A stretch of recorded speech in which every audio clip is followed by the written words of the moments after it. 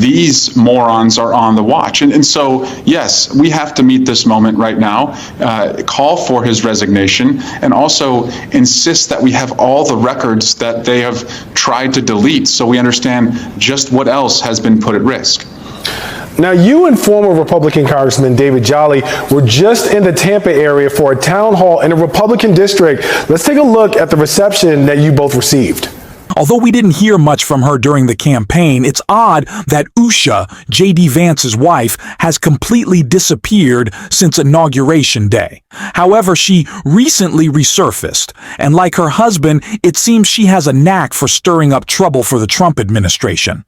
Not only has she sparked controversy over Greenland, but she also embarrassed J.D. Vance in a video that backfired in several ways, and I can't wait to dive into that.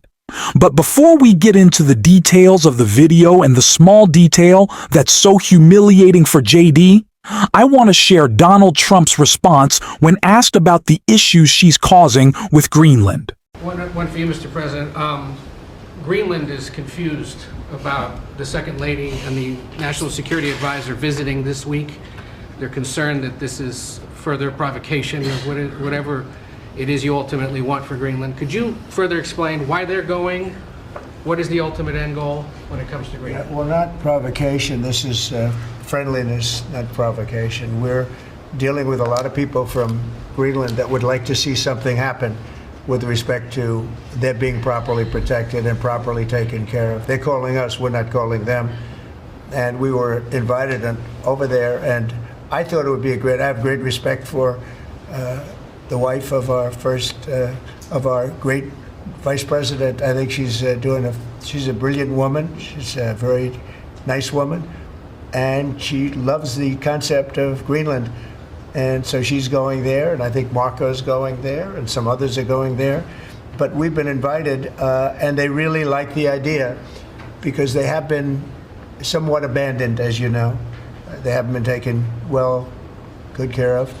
And I think Greenland's going to be something that maybe is in our future. I think it's important. It's important from the standpoint of international security.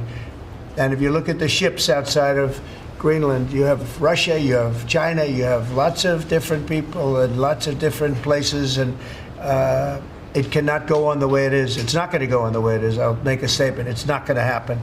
So they're going there, and that's purely friendship.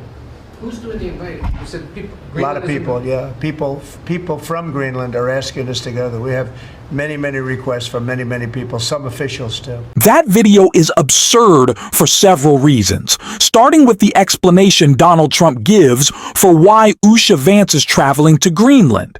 He claims she has a special connection to it and feels passionately about its defense, but it's clear he has no idea what he's talking about. As for Donald Trump, it's evident that his cognitive decline is becoming more noticeable each day. He could barely remember Usha Vance's name, which was embarrassing, especially with J.D. Vance sitting there quietly, nodding and praising him like some kind of sycophant. It wasn't as ridiculous to us as it was to the people of Greenland, though, because their prime minister made it clear that he views this trip as an act of aggression from the U.S. toward Greenland. Even though Usha Vance didn't seem too emotional about it, the White House posted a video of her that made her look like a hostage or some kind of AI. Before diving into why this was so damaging for J.D. Vance, we should first take a look at the video itself. Hello. I'm so excited to share that I'll be visiting Kalaalleq, Greenland, next weekend. I'm particularly thrilled to visit during your National Dog Sled Race, which our country is proud to support as a sponsor. I've been reading all about it with my children, and I'm amazed by the incredible skill and teamwork that it takes to participate in this race. I'm also coming to celebrate the long history of mutual respect and cooperation between our nations, and to express hope that our relationship will only grow stronger in the coming years. I look forward to meeting many of you soon, and to learning from you about your beautiful land, culture, and traditions. See you soon. Okay, what was that? Is that not high? This is Usha Vance. And I am so excited to be. What was that? Was that not like incredibly concerning and strange and weird to anyone else? It was like, were they holding this person hostage? I don't know. Maybe she is still getting over the previous liberal leanings that she had. She hasn't been able to completely throw her soul away, like J.D. Vance. And so we're seeing the process of it breaking down. But clearly, there's a little bit of liberal left in Usha Vance, because there was a bit of that video that is backfiring on her and J.D. Vance, and I want to get into that. In an article right here, Usha Vance accidentally reveals Unaga item on her shelf. On Sunday, Second Lady Usha Vance posted a video to her Slotus Instagram account announcing her upcoming trip to Greenland to attend a dog sled race. The video features the 39-year-old standing in front of the mantle in a room with limited decor despite the bland background. However, one particular item can be spotted in the top left and corner of the screen. A small figurine standing in front of a book written by a vice president of the United States. You might assume that one book featured in the room would be Hillbilly LG, written by her husband J.D. Vance, but instead, it's Earth in the Balance, authored by Bill Clinton's VP Al Gore. First published in 1992, Gore's book was an early warning about the grave danger presented by climate change and a foreword to the 2006 reissue. Gore wrote, "Global warming is real. It is getting worse rapidly. It is mainly caused by human beings. We need to act now to avoid the worst of its consequences." Contrast that with the stance of the Trump administration, which is called global warming.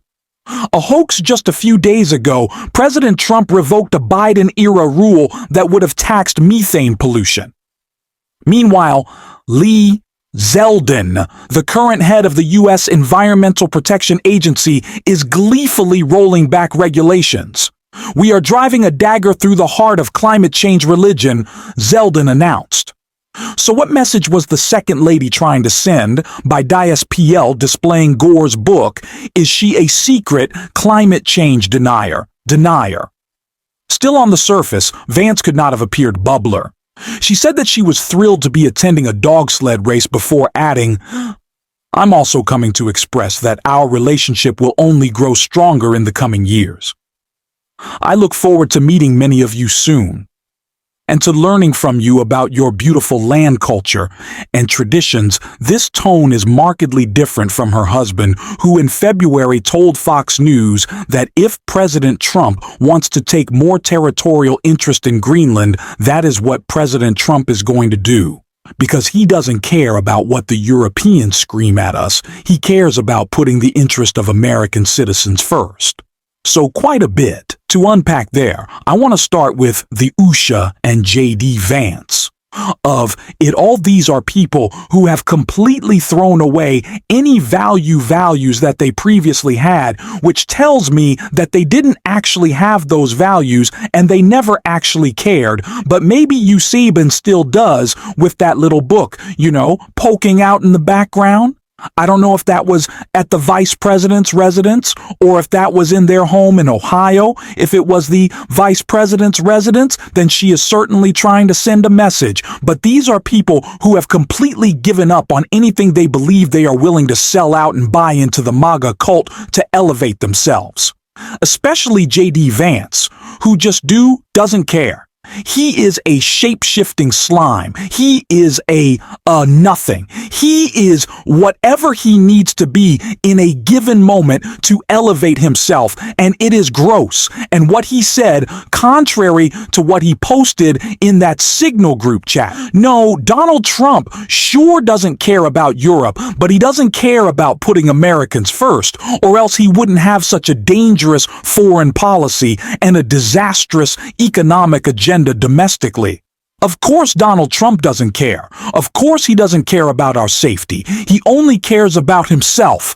And that's the same with the rest of his administration. And it's the reason why we saw Eric Swell just give him hell in this call out right here. These morons are on the watch. And so, yes, we have to meet this moment right now, call for his resignation, and also insist that we have all the records that they have tried to delete so we understand just what else has been put at risk.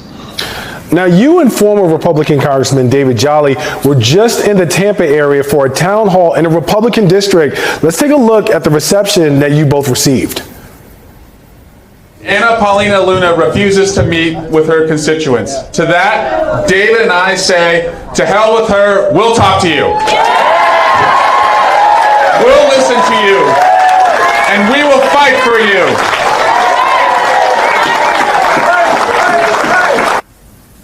Tell us a little bit about what you were hearing from the people while you were there.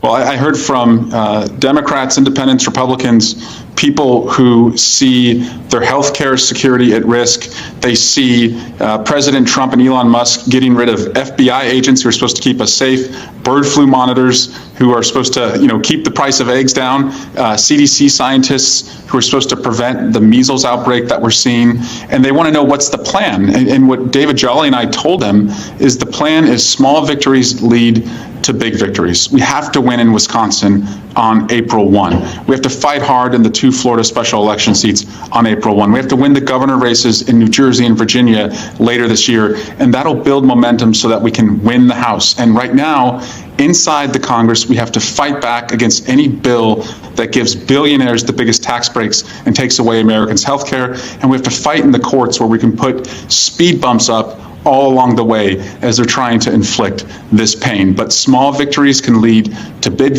victories if we all are willing to go, as I call it, one rung higher than we've ever gone in the past. So if you've never been to a protest before, go to a protest. If you've never gone to a city council meeting, go to a city council meeting. And if you have never thought about the Wisconsin Supreme Court race on April 1, Elon Musk is, so you probably should too.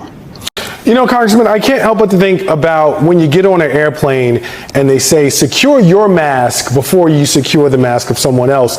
Democrats right now, and this is supported by a poll from Quinnipiac, is showing that they're underwater with their own voters for the first time in this poll's history. So while I can appreciate you going to Republican districts and having these conversations with other folks, it seems like there's a need for you, your colleagues, and the rest of the party to really secure your actual voter base. How does that actually happen before you go out to these other districts that haven't supported the Democratic Party in previous elections?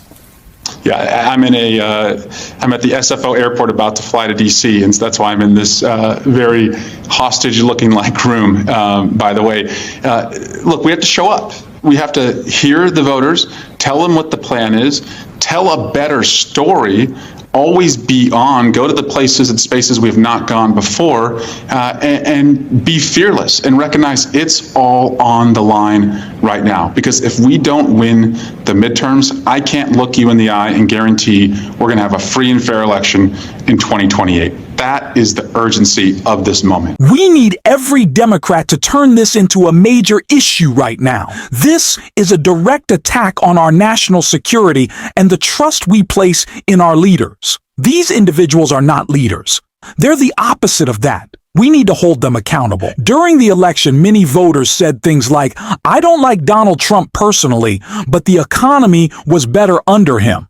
Or the chaos was bad, but the economy came first. Let's put that myth to rest. Trump was riding on Obama's economy.